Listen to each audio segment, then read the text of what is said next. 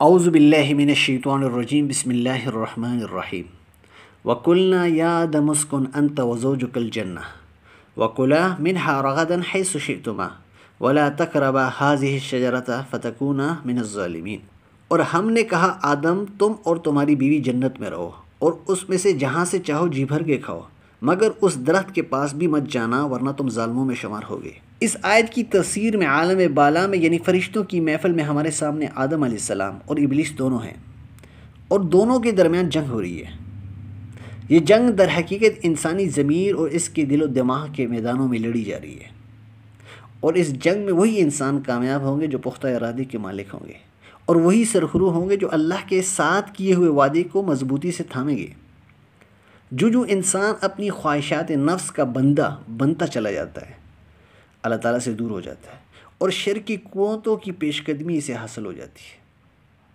یہاں پر آدم علیہ السلام اور حوا علیہ السلام کے لیے جنت کے تمام پھل جائز قرار دیے گئے تھے۔ تم جہاں سے چاہو کھاؤ پیو، مگر صرف ایک درخت کے پاس جانے سے روکا۔ شاید اس میں یہ اشارہ تھا کہ زمین میں نسل انسانی حلال و حرام کی پابند ہوگی، کیونکہ پابندیوں کے بغیر آزاد اور خود مختار ارادہ کیسے پیدا ہو سکتا ہے؟ اس کے سوا تو اس بات کا امکان ہی نہیں رہتا کہ اللہ تعالیٰ کی جانب سے عائد شدہ پابندیوں کے سلسلے میں انسان کو آزمایا جائے۔ یہ قوت ارادہ ہی ہے جو ایک حقیقی انسان اور ایک انسان نما حیوان کے درمیان فرق کر دیتی ہے، جو مویشیوں کی طرح دنیا میں چرتا پھرتا ہے۔ فَأَزَلَّهُمَا الشَّيْطَانُ عَنْهَا فَأَخْرَجَهُمَا مِمَّا كَانَ فِيهِ۔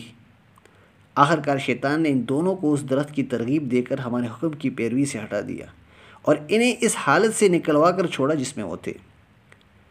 شیطان نے حضرت آدم علیہ السلام کو پھسلایا۔ پھسلانے کا لفظ ہی پوری صورتحال کی تصویر کو کھینچ دیتا ہے، گویا کہ اسے ہم اپنی آنکھوں سے دیکھ رہے ہیں کہ شیطان انہیں دھکیل کر جنت سے نکالنے کی کوشش کر رہا ہے۔ گویا وہ اچانک ان کی ثابت قدمی کو دھکا دیتا ہے اور آدم علیہ السلام اس میں گرتے چلے جاتے ہیں۔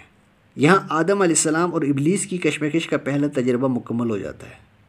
اس میں آدم علیہ السلام اپنے وعدے کو بھول جاتے ہیں، وہ ابلیس کے بھٹکانے کے سامنے کمزور پڑ جاتے ہیں، اور اللہ کے حکم سچائی بن کر سامنے آ جاتا ہے۔ تب اللہ نے حکم دیا وَقُلْ نَحْبِطُوا بَعْضُكُمْ لِبَعْضٍ عَدُوٌّ وَلَكُمْ فِي الْأَرْضِ مُسْتَقَرٌّ وَمَتَاعٌ إِلَىٰ حِينٍ۔ ہم نے حکم دیا کہ اب تم یہاں سے اتر جاؤ، تم ایک دوسرے کے دشمن ہو اور تمہیں ایک خاص وقت تک زمین میں ٹھہرنا اور وہیں گزر بسر کرنا ہے۔ یہ اعلان تھا کہ آدم اور ابلیس کا معرکہ اس زمین میں شروع ہو گیا، اور یہ جنگ اب قیامت تک برپا رہے گی۔ اللہ تعالیٰ مجھے اور آپ کو اور جو بھی ہمارے ساتھ جڑے ہوئے ہیں اس قرآن پر عمل پیرا ہونے کی توفیق عطا فرمائے۔ وَمَا عَلَيْنَا إِلَّا الْبَلَاغُ۔